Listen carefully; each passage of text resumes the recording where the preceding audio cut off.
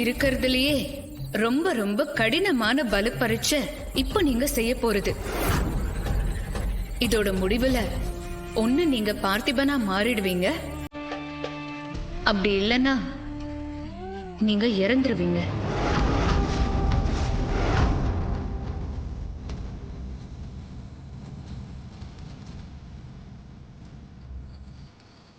சமிதா, பயந்தவனுக்கு தினம் தினம் சாவு. ஆனா ஒரு வீரனுக்கு ஒரே ஒரு முறைதான் சாவு.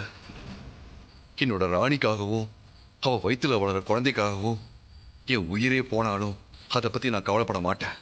சந்தோஷம்தான் படுவேன்.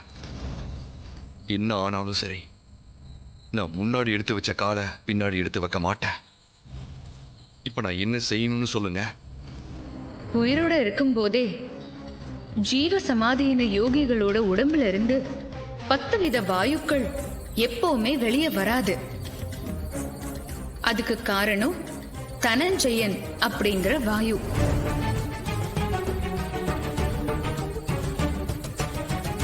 அப்படி ஒரு வாயு இருக்கா?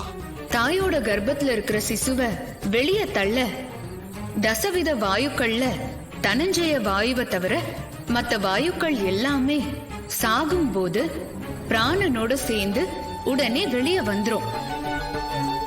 ஆனா இந்த தனஞ்சய வாயு உடனே வெளியே வராம உடம்ப வீங்க செய்யறது, நவத்வாரங்கள்ல நீர் வர செய்யறது, உடம்ப நாற்றம் எடுக்க செய்யறது, இந்த மாதிரி எல்லாம் செஞ்சிட்டு இருக்கோம்.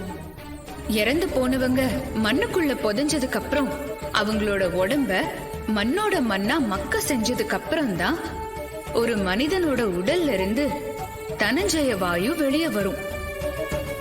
இறந்த நபரை உயிரோட திரும்ப வர செய்ய யோகிகள் இந்த தனஞ்சய வித்தையை தான் பயன்படுத்துவாங்க. சத்தியமா நீங்க என்ன சொல்றீங்கன்னு எனக்கு புரியல. நான் என்ன செய்யணும்னு மட்டும் கொஞ்சம் புரியுற மாதிரி சொல்லுங்க, அதை நான் செய்யறேன். தனஞ்சய யோக நிலையில கண்களை மூடி மனசை ஒரு நிலைப்படுத்தி ஓம் நம சிவாய அப்படிங்கிற சிவநாமத்தை 1001 முறை உச்சரிக்கணும்.